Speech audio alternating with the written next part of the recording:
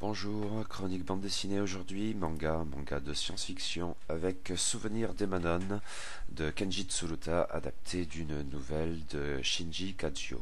Donc le titre original est Omoide Emanon. C'est traduit du japonais par Géraldine Houdin, ça a été publié aux éditions Ki-un dans la collection Latitude. La BD originelle date de 2008, cette BD française date de 2018, donc elle est parue assez récemment, et ça fait dans les 180 pages environ.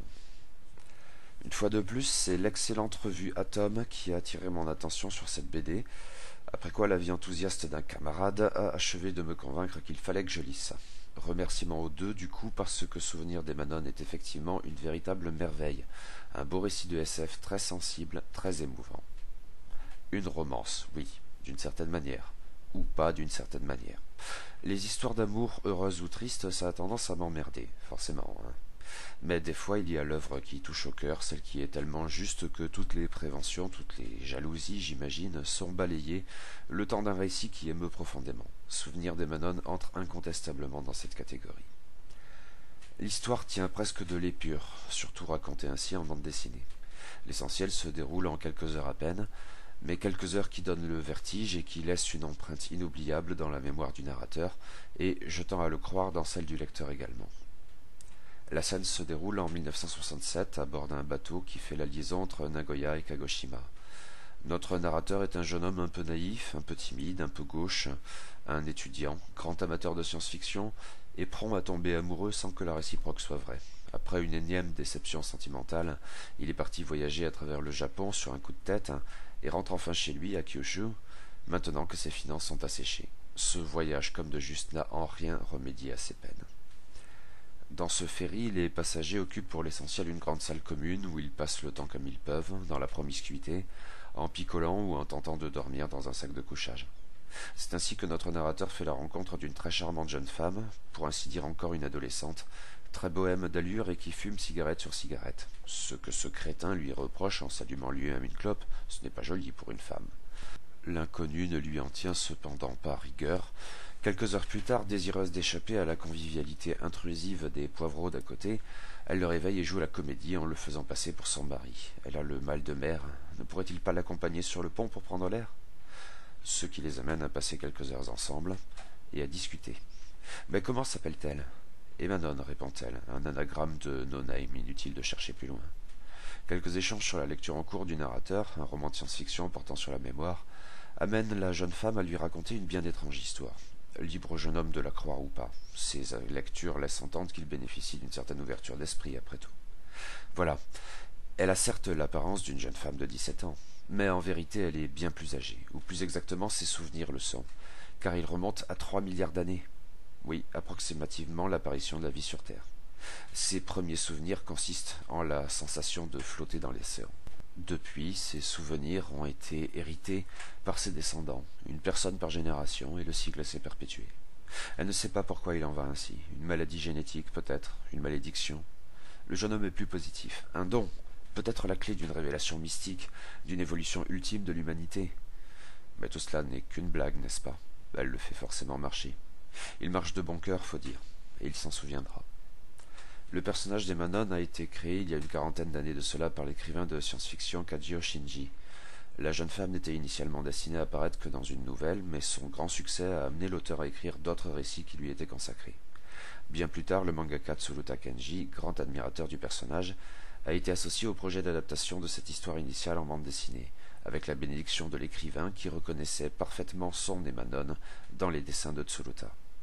Ce dernier travaille à un rythme assez lent, comparé à l'usage chez la plupart de ses confrères, outre qu'il se disperse, semble-t-il. Aussi, la réalisation de ces souvenirs d'Emanon a-t-elle demandé plusieurs années. Mais le résultat est là et bien là, et disons-le, c'est un chef-d'œuvre. L'histoire originale de Kajio Shinji, bien sûr, y a sa part. Si la tendance au mysticisme chez le narrateur me laisse un peu perplexe, le traitement de la thématique de la mémoire est intéressant et vertigineux quand il le faut. Dans un autre registre, l'épilogue est d'une immense beauté.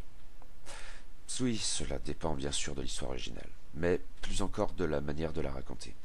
Et pour le coup, le dessin de Tsuruta Kenji fait vraiment des merveilles. Notamment bien sûr en ce qui concerne le personnage d'Emanon. C'est une très jolie jeune femme avec de charmantes taches de rousseur, de longs cheveux raides, une silhouette longiligne. Elle est un peu, pas qu'un peu, hippie, mais aussi, en dépit de sa mémoire hors norme, quelqu'un de profondément humain sous ses traits. Elle est réelle, elle existe. On a pu la rencontrer. Je l'ai fait de toute évidence, je me souviens d'elle. Qui l'a rencontrée se souvient d'elle. L'idée même du coup de foudre généralement me laisse au mieux sceptique, sinon vaguement agacé, mais dans les souvenirs d'Emanon, cette idée prend soudainement vie, et on se dit que peut-être on a vécu ce genre de choses il y a longtemps, très trop longtemps, on l'avait simplement oublié.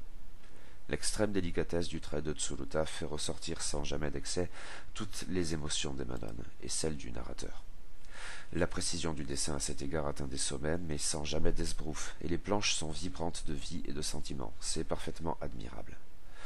Autour des personnages, soit d'abord autour d'Emanon, le bateau, au-delà le Japon, au-delà le monde, résonne de la même intensité, de la même vitalité, jusque dans l'évocation des pires travers d'une humanité qui, aussi longtemps que s'en souvienne Emanon, soit depuis toujours, n'a finalement guère évolué, sinon dans la conception des outils employés pour tuer.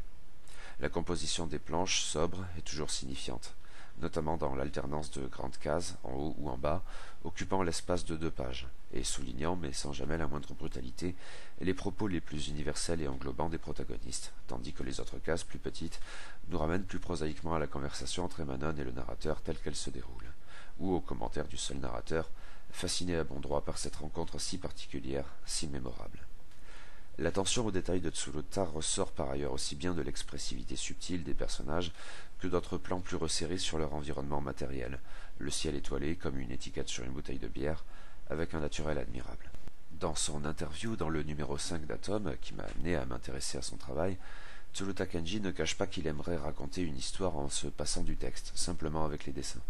Ce n'est pas le cas dans Souvenir d'Emanon, même si la BD n'est pas spécialement bavarde, et si les plans évoqués à l'instant participent sans doute de l'idée d'une narration purement graphique. Cependant, passé l'histoire des Souvenirs d'Emanon à proprement parler, le volume s'achève sur une vingtaine de pages intitulées d'abord D'autres souvenirs, puis Errance, et qui sont purement graphiques. J'ai cru comprendre qu'elles étaient en fait antérieures aux Souvenirs d'Emanon, comme des esquisses ou des documents de travail qui auraient permis de définir graphiquement le personnage d'Emanon. Justement ce qui aurait convaincu Kajio Shinji de ce que Tsuruta Kenji était l'illustrateur idéal pour transposer ce personnage fétiche en bande dessinée, car il reconnaissait stupéfait l'image qu'il avait en tête lors de sa conception. Quoi qu'il en soit, c'est un travail de toute beauté, et tout particulièrement dans les 8 pages en couleur qui introduisent ce dernier segment. Il faut y ajouter la couverture et surtout les rabats de ce très joli volume. Des aquarelles très délicates, un vrai régal pour les yeux. Dans la même interview, Tsuruta confessait adorer travailler la couleur, ce qui n'est a priori pas si commun dans le milieu du manga, et on le comprend. Son dessin est encore sublimé de la sorte, même si le noir et blanc plus classique de la BD à proprement parler est déjà parfait. J'ai vraiment été conquis par cette bande dessinée, véritablement superbe à tout point de vue. Tsuruta Kenji transcende la belle histoire, mêlant délicatement romance et SF de Kajio Shinji, pour en exprimer toute l'essence, poignante en même temps que fascinante, avec une immense justesse. Le moyen idéal de confronter l'intime et l'infini, comme les meilleurs récits du registre, on en ressort amoureux d'Emanon, son souvenir persistera. Chef-d'œuvre.